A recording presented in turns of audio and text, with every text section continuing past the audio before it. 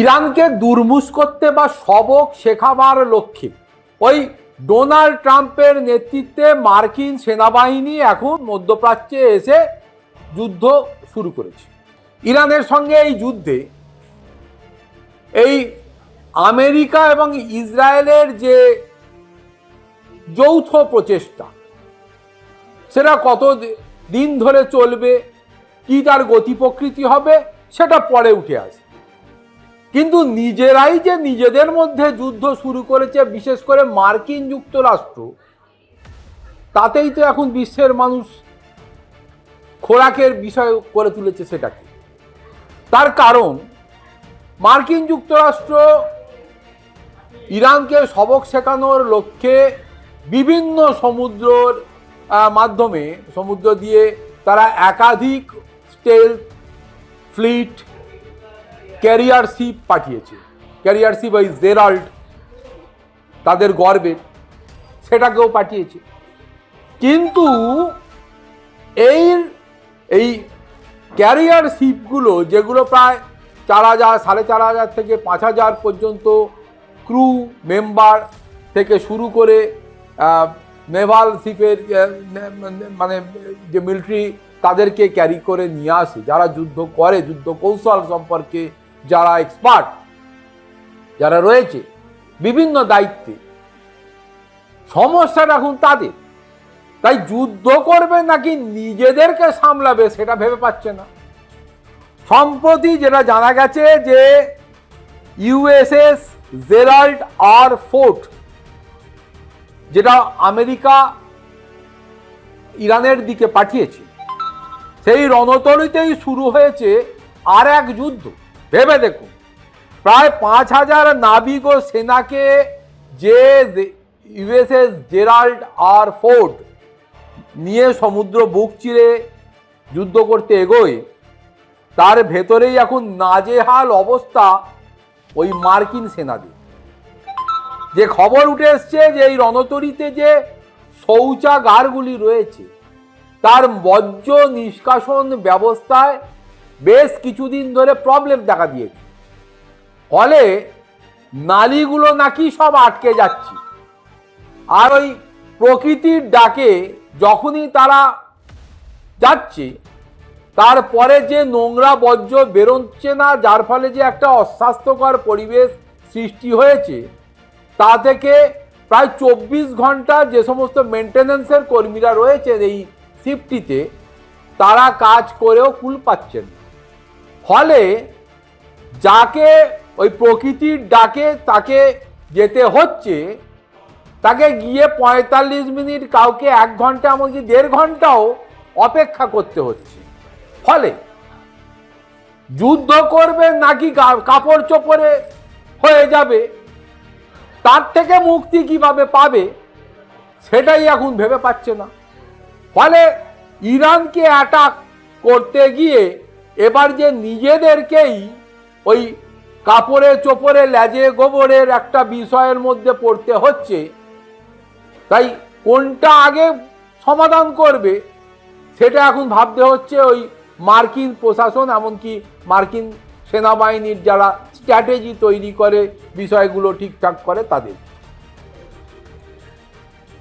একটা সংবাদ উঠে এসছে জার্নালের মাধ্যমে যে ওই জাহাজের বর্জ্য নিষ্কাশন ব্যবস্থা প্রায় বেহাল হয়ে পড়েছে।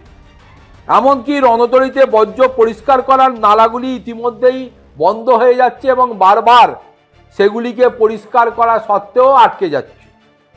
জাহাজটির ভ্যাকুম সিস্টেম এতটাই জটিল যে কোনোভাবেই তা ঠিক করা সম্ভব হচ্ছে না।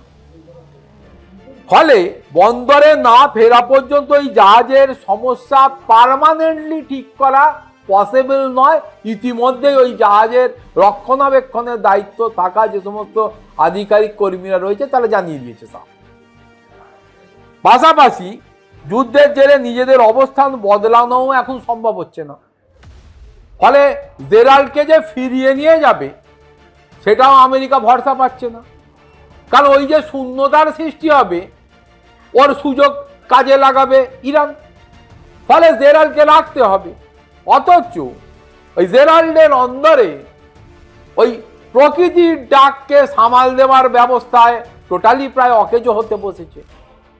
ফলে সব মিলিয়ে এখন পরিস্থিতি খুব জটিল।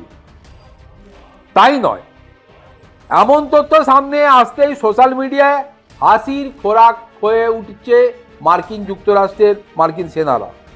ঘটনাটাকে টয়লেট যুদ্ধ বলেও বর্ণনা করতে শুরু করেছে সোশ্যাল মিডিয়ার যারা হ্যান্ডলার এবং নেটিজেনরা। যদিও মার্কিন সেনার দাবি এই সমস্যা যুদ্ধে কোনো প্রভাব ফেলবে না, তবে পরিস্থিতি এতটাই গুরুতর আকার নিয়েছে যে যোদ্ধাদের মনোবল তলানিতে।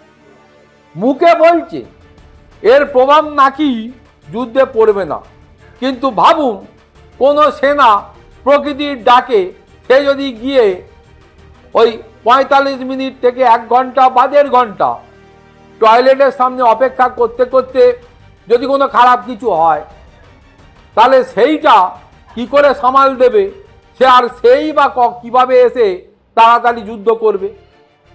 ফলে প্রশ্ন অনেক উঠছে, কিন্তু প্রশ্নের উত্তর মিলছে না।